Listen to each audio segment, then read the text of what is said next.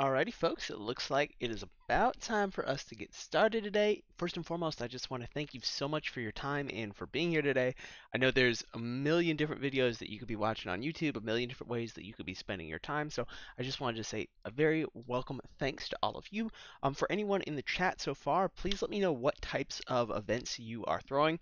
Always love to have comments and engagement too as well. So if you have questions for me as we go along too, or anything I'm not reiterating as properly, please feel free to slow me down and ask me some questions.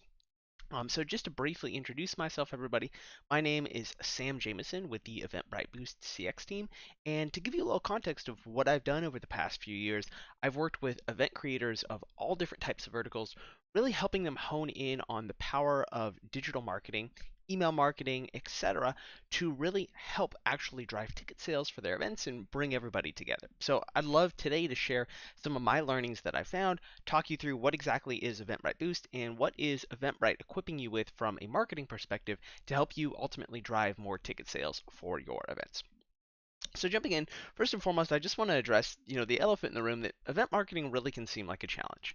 I personally remember a few years back when I was first getting into this, and I felt that it was very overwhelming for me. So if many of you find yourself in a position where you are wearing lots of different hats, as most of us are as event creators, and ultimately event marketing seems like a really big challenge, I want to reassure you today that I want to share some stuff with you today to hopefully make it not as difficult. So pretty much some of the main reasons why we find event marketing is challenging is one, it's kind of difficult to know what the best thing to do at any given point in time is. And thank you, Team Moda Productions, comedy show and theater. I've spent a lot of time working with a lot of different comedy venues, the Levity Lives, all the improv venues. So I've got a lot of stuff today we can talk about for your comedy stuff. I know you're generally probably working with a pretty high frequency volume of events that you have. So thank you very much for your comment and welcome for being here today.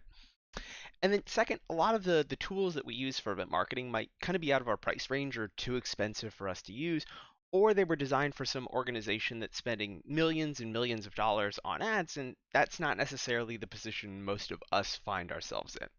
And then a lot of times, even if we want to learn something like take something like Facebook Blueprint or a Google Ads course, sometimes it's not really specific to our vertical and we just don't have enough time to do it.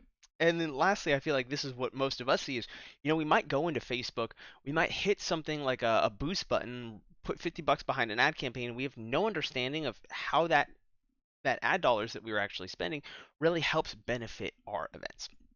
So just to even give you some context of where you can find this in Eventbrite, you'll want to look for the megaphone icon if your UI is transitioned to the new UI, or look for the marketing tab up in the top left, and that's where you will find Eventbrite Boost. Now, our goal with Eventbrite Boost was to consolidate a variety of marketing tools in one place for all of you so that all of you creators, depending on whether you're someone just looking for free tools for marketing your events or you're looking for more advanced paid tools, you have some budget to spend on advertising, consolidate everything in one place to give you a hub for all of your marketing efforts. And generally, from what we've seen from a data perspective, creators even using the free tools within Eventbrite Boost, such as the Facebook event feature to publish your event to Facebook so your customers can buy with less friction for your events or they don't forget about your events, even doing things like email marketing to serve timely reminders for when people should purchase, or ultimately doing more paid things such as running Facebook and Instagram ads, which is what we'll talk about a lot today. Generally, we find creators using these tools are helping empower ticket sales for their events. So let's briefly talk about all the different features. Just to kind of let y'all know, for the rest of the agenda for today, what we're going to do is we'll just run through the various features in Eventbrite Boost, give you some context of which ones are actually going to be best for you to use and utilize for your business, and then we'll take a little bit more of a deeper dive into kind of the paid side of running paid ads to market our events. So first and foremost, y'all, if there's any takeaway that I could give you today, the most easy, free thing you could possibly do to help start driving ticket sales for your events is use the Facebook event feature within Eventbrite to publish your events to Facebook as you end up creating them. Now, the reason that this is so important is, coming off of COVID, a lot of people are coming out to events back at their own speed once again. And from what we've generally seen in an industry, purchasing cycles are delayed. So those of you that normally, like a comedy venue might sell tickets more last minute, you might find people are even buying later in that cycle than ever. So it's really important for us to do things like remarketing, capturing people's attention, and then giving them reminders to purchase for our events. And the Facebook events do a great job with that. Let's say you make one of these, I'm one of your potential ticket buyers. I come across that event and I hit interested or going. Facebook's going to serve me reminders so I don't forget about your event. And then ultimately, you can remarket to people that visit the events if you do any paid ads.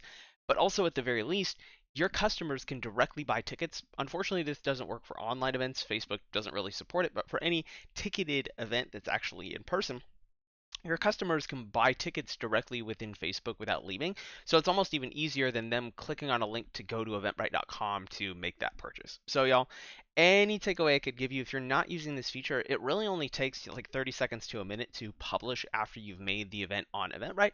So I'd recommend if you're not using this, please make sure you start using this as it will have a good beneficial effect for you driving ticket sales and registrations. Then after that, we have the email marketing tools. Now, when it comes to using email marketing for our events, we're generally using this in a couple different facets. One is we're using this for a transactional approach to notify our customers about our new upcoming events, or we might be using it for a more of like a general newsletter or something like that. Now, within Eventbrite Boost, you can send up to 2,000 emails a day for free. So if you're somebody that doesn't have a massive subscriber list or anything like that, this feature is perfect for you as you won't really have to spend on other costly email marketing platforms, as I know they can get pretty pricey.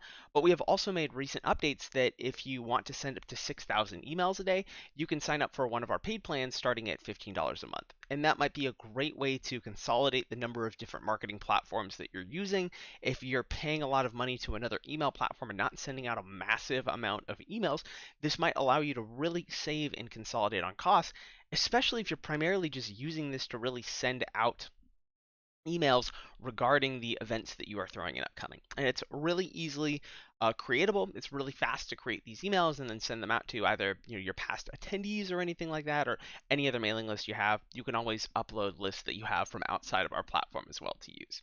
And just to reiterate, or just to explain, let's say, for example, you got 12,000 people on your mailing list. If you're on like a paid plan that you can send up to 6,000 a day, your email campaign would send over the course of 2 days. So for some of these too, if your email list is even maybe in like the 10 to 20,000 range, and there are a lot of people on there that are more a little bit non-responsive or something like that, this could also be a great tool for you. So I'd recommend maybe test it out with the free features, see how you like it, see if it helps make sense for what you're doing for your organization, as it might be a great cost saving factor for you. And then what we'll spend some time talking about today are basically how to advertise on Facebook and Instagram. So one of the challenges is this especially the name Boost can get a little bit confusing when you hear Eventbrite Boost or you hear like Boost on Facebook.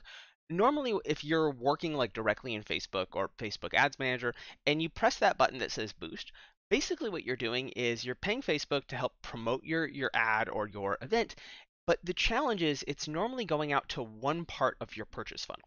So basically what's happening is Facebook's going to serve that ad for, let's say we're advertising a comedy show. It might target people interested in comedy in our area, or you end up entering some of those interests, behaviors, or demographics yourself. But the challenge is it's almost like we're putting all of our eggs in one basket. If that audience going after brand new people does not work that well, we kind of wasted a lot of budget advertising to people that might not care about our events. And we're not doing anything like remarketing, which is incredibly important for actually having repeat eyes on the events that you actually have, which is generally what leads to sales for your events. Not a lot of people might just see your ad once and then end up making a purchase. We make these purchases and decisions over time. So remarketing is a really important element in our system, which is basically like a version of Ads Manager or Facebook ads designed specifically for Eventbrite creators, really addresses a lot of the pitfalls and helps you get the most value out of the ad dollars that you'd actually spend. The goal is, even though this is part of our paid plans, you're paying us a little monthly subscription, but we're helping optimize your ads, improve your targeting, improving your tracking, so that it's ultimately paying for itself at the end of the day. And then lastly, if any of you in here today are running, I'd say probably maybe more than 3 to 5 events in one location in a given month, the multi-event ads might be an awesome solution for you. Basically, what these are, if, let's say for example, I am a concert venue, I have 50 different events on sale right now at this point in time. Instead of needing to set up an individual ad with a minimum budget of like a buck a day, so that'd be like 50 bucks a day minimum budget to advertise all these different events, I could theoretically set up one ad where I'm spending a dollar or two a day, and it's fully automated. So it pulls in the information, the name of your events, and you could think of the way it kind of works is imagine all your events on a dartboard. What Facebook's doing is it's throwing a dart, it lands on one of those events, and it will show one of those upcoming events to the people you choose to target. It's kind of like the digital version of calendar ads, if any of you have worked with print or paid advertising in the past, and it's an awesome cost-effective solution, but really only makes a lot of sense if you have a lot of events that are actually occurring. But y'all, that's pretty much everything in terms of the general recap.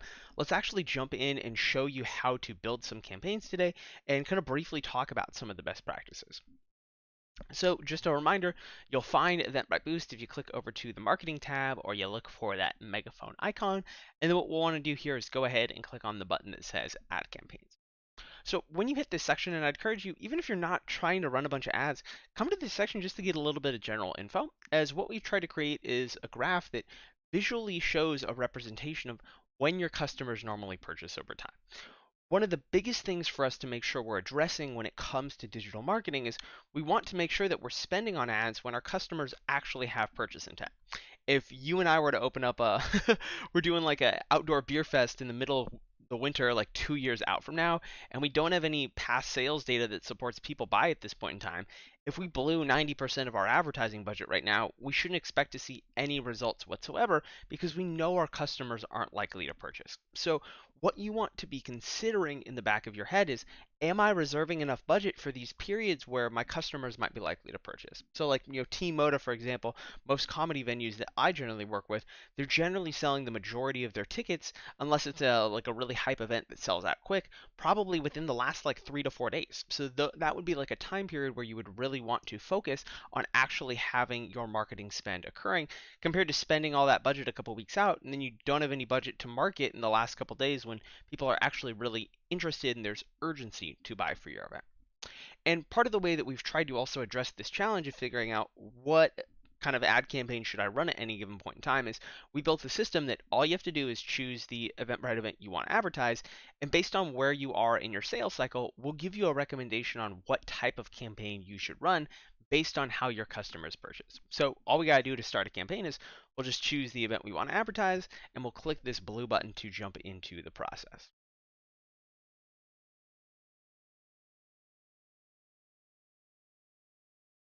And also, as we go along too, any questions in the chat, anything we can cover in more depth, please feel free to let us know. Ultimately, we're here for your education and your empowerment today, so please feel free to ask questions. I always love a little interaction.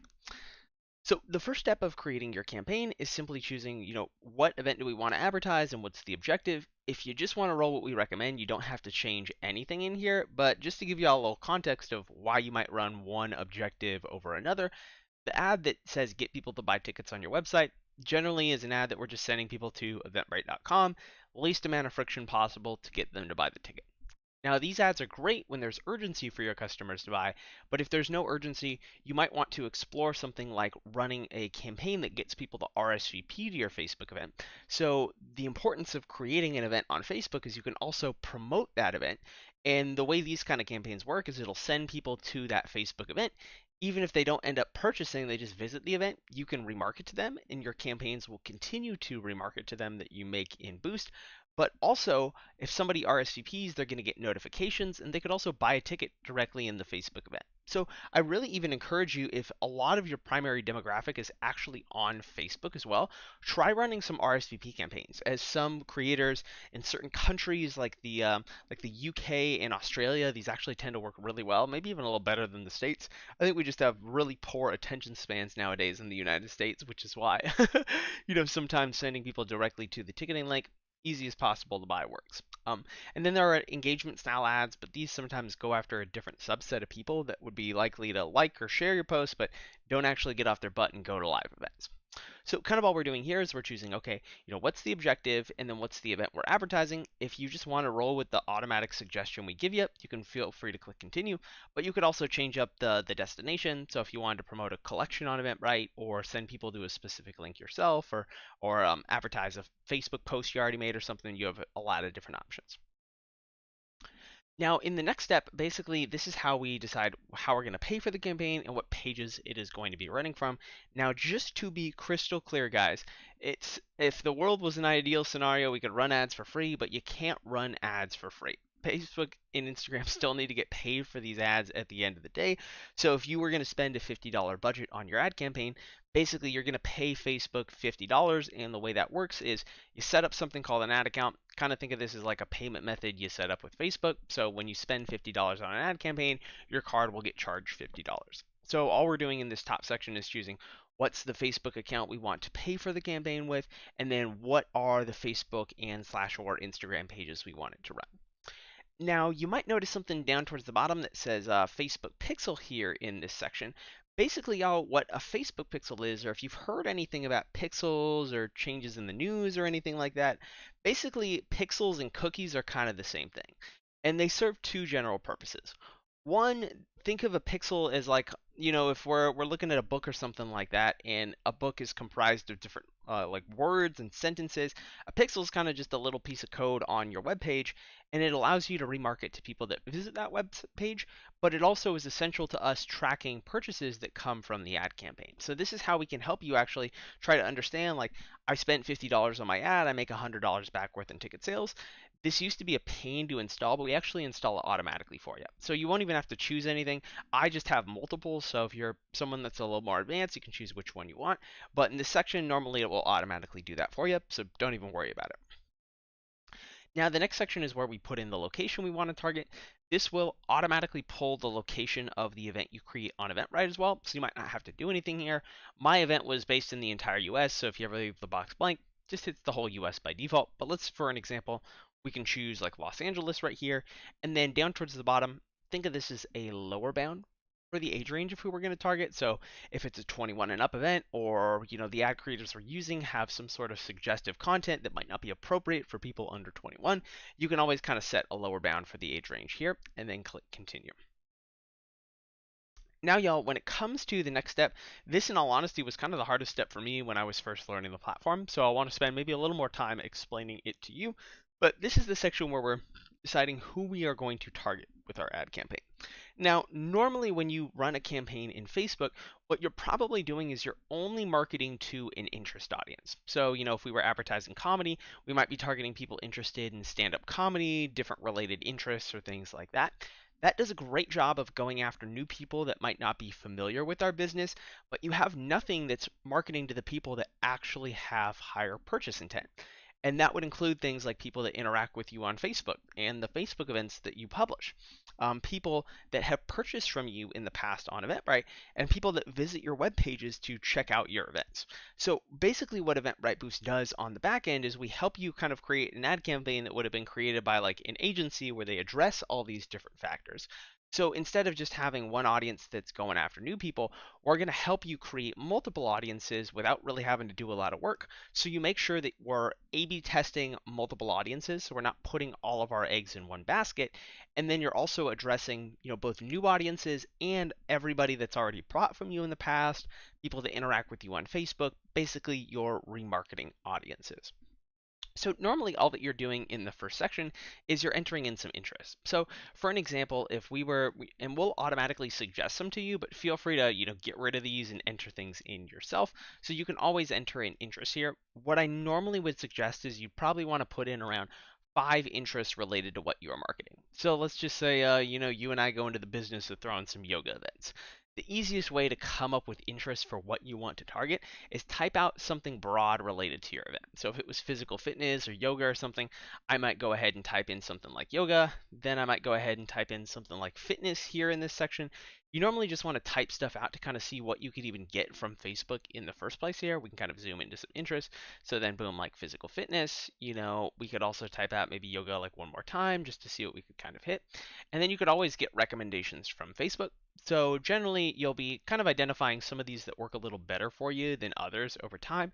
There's no right or wrong answer to the number that you would actually have in here, but what I'd probably say, guys, is maybe try to have around like 5 to 10 interests, quality over quantity for what you are configuring here. And definitely, you guys are going to know your events probably a lot better than I am, so definitely feel free to spend a little time for these interests. Now, if any of you are advertising music or comedy, we've actually built out a really cool shortcut here that you can type out any artist or comedian that's actually on that's basically on Spotify. Spotify has a lot of data on artists and comedians, so instead of you having to look up like, related comedians to Dave Chappelle, then you put them in one by one, you kind of get frustrated as you can't even target everybody in the first place. You can simply enter in any artist or comedian, or you can even do multiple in this section, and will actually automatically build you an interest audience of related comedians or related artists. So for like Timota, that throws comedy shows in theaters, he could type in, a couple big comedy artists in this section, and then go ahead and type out something like stand-up comedy or something like this, and then we maybe add a couple extra interests to this section here. So guys, let me know if any of y'all have any questions on interest targeting. It generally was something that confused me a little bit at first, but don't overthink it. We're kind of just entering some words of things that we can target, kind of broad related to our event, and we can always hone it in down the road. And then what we also have is we have something very unique to Eventbrite that's going to allow those of you that are brand new creators trying to scale your businesses, or even those of you that kind of hit the upper echelon for who you could target and are looking to find people in your area that buy for other similar events. We have something called Eventbrite Smart Audiences, which basically allow you to target people in your area that buy for other similar Eventbrite events. So, for example, if we were doing a comedy campaign here, this audience would help us target people that buy for other comedy events in our area. So it's a great way that you can kind of tap into Eventbrite's scale and Eventbrite's reach to just target people that are other Eventbrite buyers, familiar with the brand and familiar with the types of events that you probably throw. And then basically what our system does on the back end is, right now we basically have like three audiences. So we have like a remarketing audience, we have the smart audience, and then we have an interest audience. What our system's going to do is as your ad runs, we'll move budget from the bad audiences to the good ones. So you're not wasting budget advertising to these audiences that aren't purchasing or aren't converting for your objective. And that's one of the ways that, even though there is a cost associated with a monthly subscription of running your ads in Boost, or trying to get you a better value for the money that you spend on Facebook ads through optimization. And you can kind of think about this as what like your portfolio manager for your stocks might do, where they allocate or change the allocations from one sector to another depending on how those markets are doing in a given year or given quarter. And y'all, that's pretty much it with the target audience stuff. It's pretty smooth rolling from here on out, everybody. We're simply setting like what's the start and end date that we'd like to run the campaign for. And just always keep in mind, guys, generally, for a lot of these, it's probably more like a sprint compared to a marathon. We're really trying to make sure we're spending during these periods where there's actual urgency and we're not blowing the entirety of the budget maybe equally across the event, but we're maybe spending a little bit more in certain periods where we know there's better urgency. So for like what I did when I worked in a concert venue, we maybe spend like 30-40% of that budget kind of near the on sale when there was a good amount of urgency. Then we knew that ticket sales would die down for a while, so people wouldn't really be as interested. And then we'd maybe blow like another 40 to 50% of the remaining budget towards the last couple weeks when ticket sales really did spike back up. And then after that, we're simply setting the budget. If you haven't really spent on Facebook ads before, probably a good starter budget is going to be maybe anywhere between like 50 to $100. We'll always tell you if there's a minimum budget for the duration that you've chose to run it for. There always is a minimum. It's like $1 a day per audience you have. So if we have three audiences, minimum is $3 a day for our ad. But I'd probably say maybe something like, 50 to $100 at least to start. Generally, if you only spend something like 20, 25, you're going to reach such a small amount of people that your campaign's probably not going to be as effective. So generally, we want to spend a little bit more. This is not a sales pitch or anything, but in all honesty, in terms of how Facebook operates and how things are optimized, generally, if you're not spending a lot of money, you're not reaching a lot of people, Facebook's not identifying what's working, and then you just don't see a lot of results. Kind of a good metric for maybe you to remember is at least somewhere in like North America, at least for like United States and Canada, around every $10 that we spend on an ad, we're probably going to get in front of anywhere between 1,000 to 2,000 people. And if we only spent $10, we only get in front of 2,000 people, and our audiences are these massive audiences, it might not go that well. So that's just a reminder that you want to make sure that if you're thinking about running paid ads, you actually have a little bit of budget to spend on it. And then if you're trying it for the first time, try to run these during the timing periods, like maybe the week leading up to your event, or we know people are really going to start purchasing. And then after that, y'all, this is simply where we are designing what the ad looks like. We'll always pull the image associated with your event on Eventbrite, but I'd highly suggest, y'all, if you are thinking of running paid ads, oh, beautiful Facebook error today. Sorry for that, guys. Yeah, we got to deal with them sometimes. But generally, you want to be coming to the table with strong creative assets. We look at so much content every single day on Facebook and Instagram that most people, if your image or videos you're not using aren't capturing their attention, they'll simply scroll past and they won't interact with by it. Our attention spans are so short that you really need to be leading. You could have all your targeting right, you could do everything right, but if you're using a really crappy flyer, in all honesty, things probably aren't going to go that well.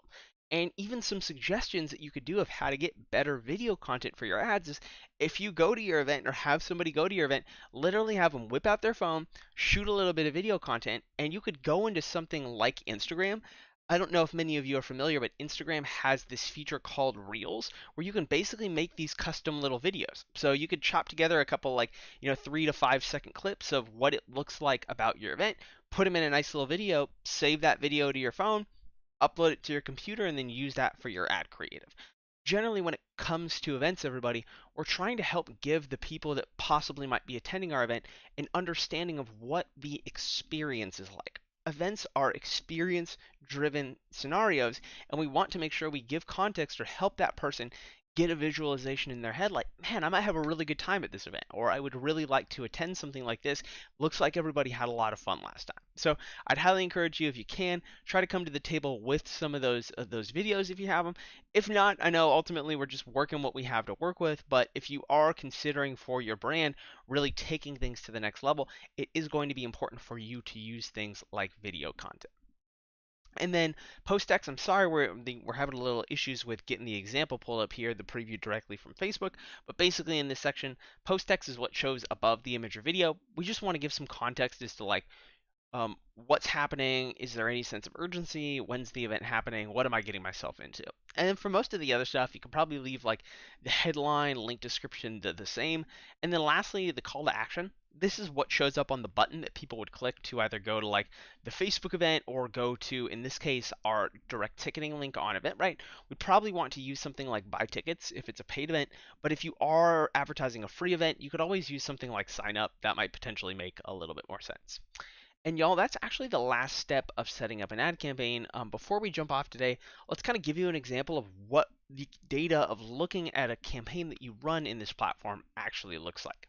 And you'll notice this is probably really different than the data that you might see if you just run an ad directly in Facebook. First and foremost, we try to make sure that the metrics that are most important to your understanding of how your marketing dollars translate to results are front and center in the ads that you run. So you can see up towards the top that this creator right here, or to just give you an example, they were running a Facebook RSVP campaign, so just trying to get more people to RSVP to their Facebook event for their upcoming festival.